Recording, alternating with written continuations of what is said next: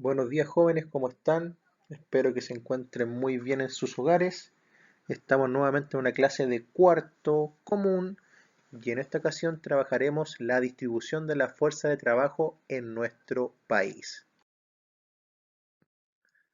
La clase anterior abordamos lo que era la población económicamente activa, quién lo componía, la población económicamente inactiva, las causas del desempleo, los factores que producen el desempleo y los tipos de desempleo, como el friccional o el cíclico. El objetivo de la clase de hoy día será analizar los tipos de empresa según tamaño, según procedencia de capital, por nombrar algunas, y también los diferentes sectores económicos, los que ustedes ya conocen, primario, secundario y terciario, y dónde surge estos conceptos de sectores económicos. Tipos de empresas según sector. En la actualidad es muy común hablar del sector primario, secundario y terciario por este proceso de globalización y todos tenemos alguna noción clara de qué significa cada uno de estos sectores económicos. Pero su origen se remonta después del proceso de la depresión del año 1929, cuando la economía mundial entró en recesión por esa crisis catastrófica que afectó a gran parte del mundo.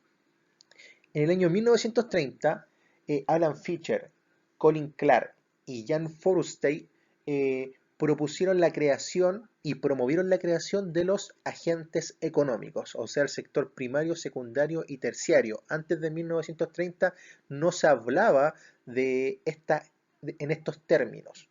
Y ellos decían que para que un país lograra un desarrollo económico significativo y para que se volviera una potencia industrializada muy importante, tenía que pasar por las tres etapas, ¿cierto? La etapa extractiva, sector primario, la etapa de manufactura, sector secundario, y la etapa de los servicios, sector terciario. Por eso que es muy importante que lo tengan en consideración que los tipos de empresas según sector son creados después de 1930. Acá les dejo un par de imágenes donde se puede ver la actividad primaria, la actividad secundaria y la actividad terciaria, que es la limpieza, también es considerada una actividad de servicios.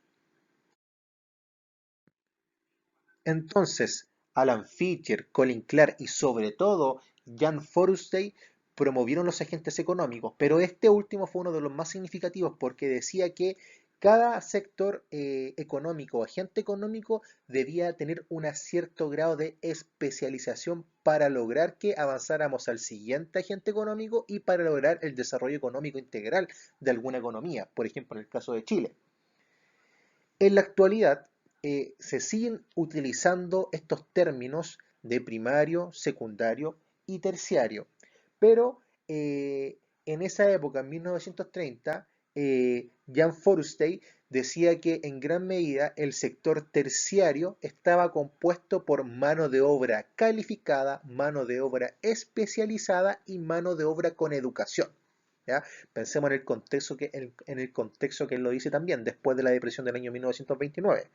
Y en la actualidad podemos entender y comprender que lo que dice Forstey está un poquito errado porque lo hemos trabajado y hemos abordado el proceso de terciarización a nivel mundial. Sabemos que la terciarización no tiene esas características, ¿cierto? La mano de obra es poco calificada, la mano de obra no está especializada y la mano de obra tiene poca educación. Por eso que la mano de obra es mal pagada, se podría decir en algún término. La siguiente tabla da a conocer cómo Forestay decía que tenía que avanzar el sector primario, el secundario y el terciario y cómo existía una relación entre los agentes económicos. Podemos ver cómo en la primera fase el sector primario muy pero muy relevante para el desarrollo económico. Podemos ver que en la segunda fase ya el sector secundario y el sector terciario van tomando un rol significativo para este proceso de transición y en la tercera fase podemos ver cómo el sector terciario y el sector secundario tienen mucha más relevancia que el sector de explotación de materias primas. En el sector terciario claramente estamos viendo una economía que está orientada a la terciarización. Tipos de empresas según tamaño. Ya abordamos los tipos de empresas según sector, tanto primario como secundario como terciario, pero también según tamaño son muy significativas dentro del panorama económico. Después del año 1980, muchos economistas y personas dedicadas a temas económicos estaban en una pequeña pugna de cómo se debían etiquetar o categorizar las empresas, ¿ya? Y algunos proponían que se tenían que medir por su cantidad de capital, por su cantidad de venta o por su cantidad de ingresos, por su cantidad también de ventas y exportación de productos. Pero después de 1980 se llega al acuerdo y al consenso que la mejor forma de poder eh, categorizar una empresa era según su tamaño, ¿ya? Y por eso la mejor forma de hacerlo era con la cantidad de trabajadores según empresas, con el número de trabajadores. Por eso que es una microempresa, son hasta 10 trabajadores. Yo les pido un ejemplo de este. Investíguenlo, por favor. ¿Conocen alguna microempresa? Una empresa pequeña, entre 11 y 49 trabajadores. También les pido un ejemplo, por favor. Una empresa mediana, entre 50 y 250 trabajadores. Y una gran empresa, con más de 250 trabajadores. Para cada punto que he comentado y he dicho en esta diapositiva, quiero que puedan investigar un ejemplo y que me digan el por qué. También están los tipos de empresas según la procedencia del capital. Son muy comunes, ¿cierto? Y están las empresas públicas que están financiadas con arcas del Estado, con impuestos de todos los chilenos y chilenas, ¿cierto? Que pueden ser a nivel estatal, regional y también municipal.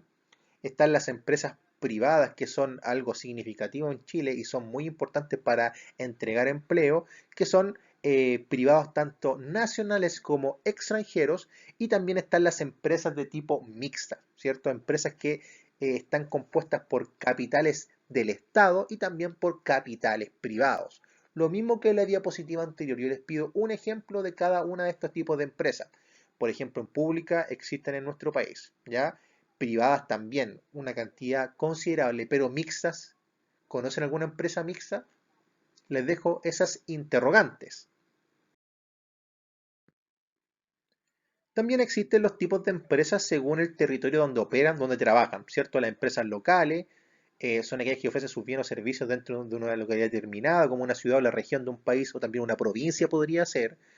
Están las empresas nacionales, ¿cierto? Que están solamente en un país, no trascienden fronteras. Están las empresas internacionales que venden sus bienes y servicios en varios países y están las empresas transnacionales que aparte de vender sus bienes y servicios, trasladan sus sistemas de producción, sus bienes y capitales a un país determinado para sacarle mayor provecho, ¿cierto? También lo podemos conectar con el proceso de deslocalización y también con el proceso de subcontratación, ¿cierto? Que las grandes transnacionales realizan esas prácticas para abaratar costos. Sector primario en Chile, un agente importante en la historia de nuestro país. Desde que somos un país independiente e incluso antes, siempre hemos sido un país categorizado como un país exportador de materias primas. Desde el proceso de la colonia, desde el proceso de la independencia, siglo XIX, siglo XX, incluso en la actualidad, y Chile se ha ido adaptando a los diferentes contextos y ciclos económicos, exportando materias primas. Por ende, si lo tenemos eso en consideración, el sector primario siempre ha sido importante dentro de nuestro país y siempre va a ser importante porque el sector secundario y el sector terciario depende del sector primario para poder producir manufacturas y también para poder mantener los servicios en pie. Pero algo muy significativo es lo siguiente. Este sector primario en nuestro país, pero principalmente en el siglo XX, no ocupa una gran parte de la fuerza laboral. O sea, el sector primario es significativo, pero no mucha gente trabaja en el sector primario. Tengan eso en consideración.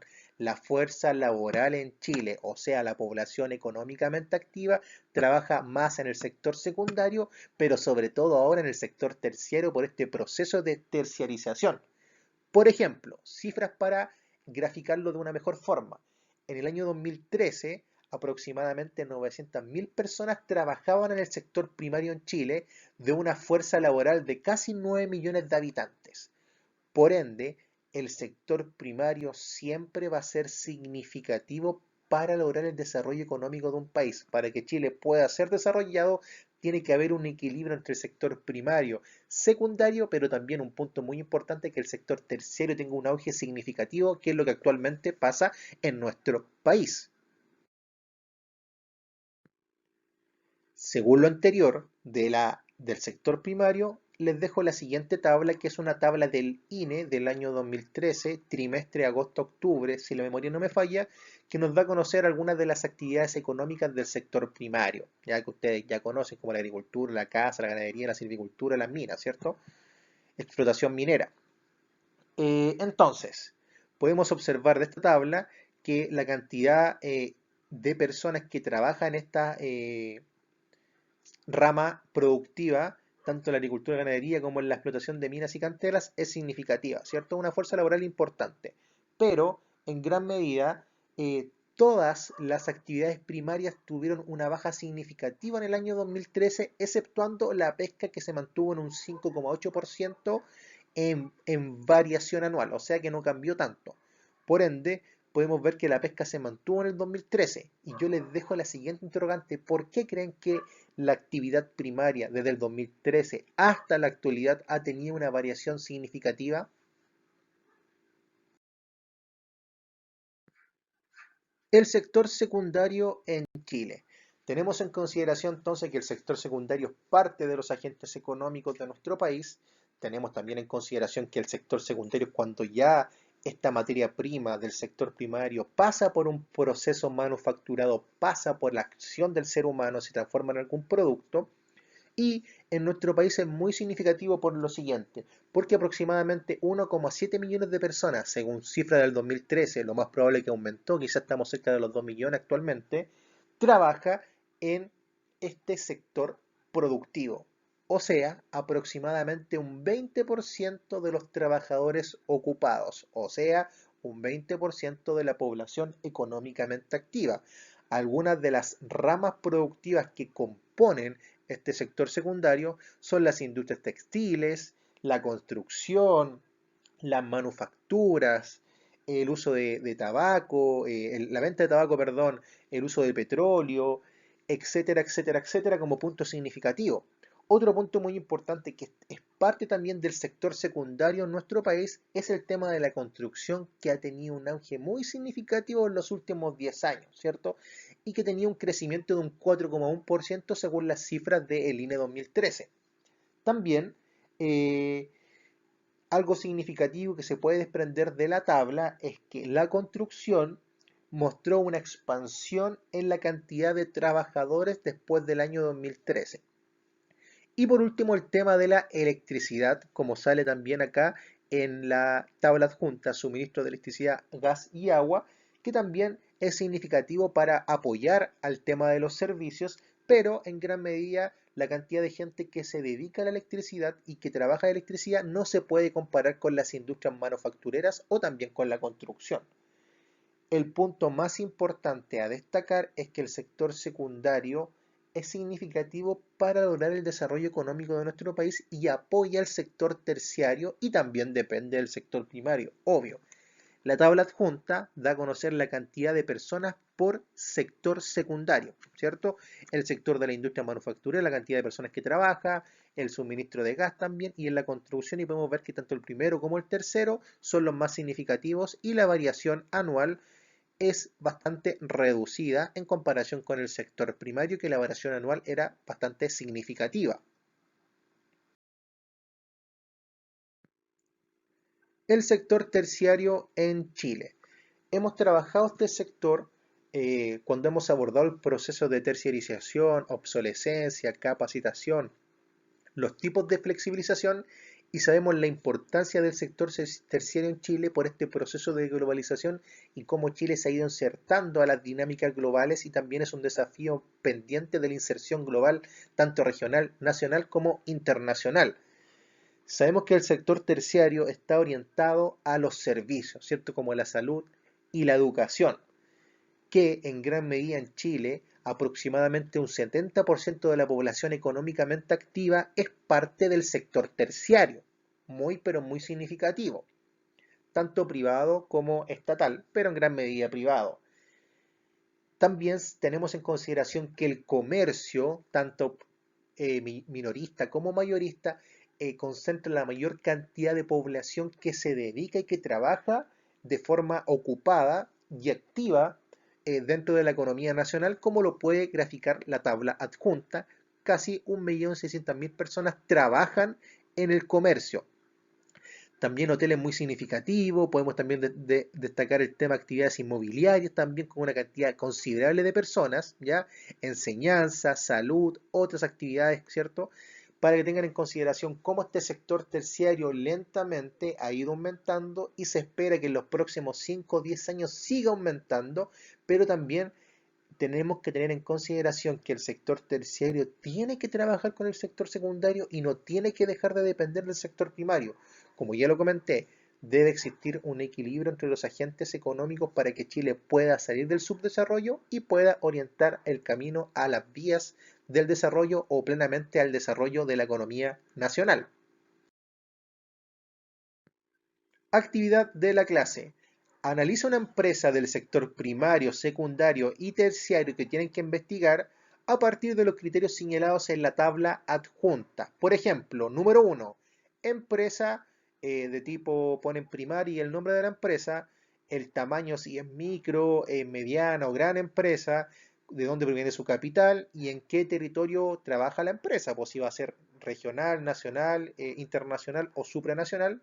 Lo hacen lo mismo con el punto 1 primario, punto 2 secundario, punto 3 terciario. Súper sencillo. La clase de hoy día fue abordar los agentes económicos, tanto primario, secundario y terciario, su origen.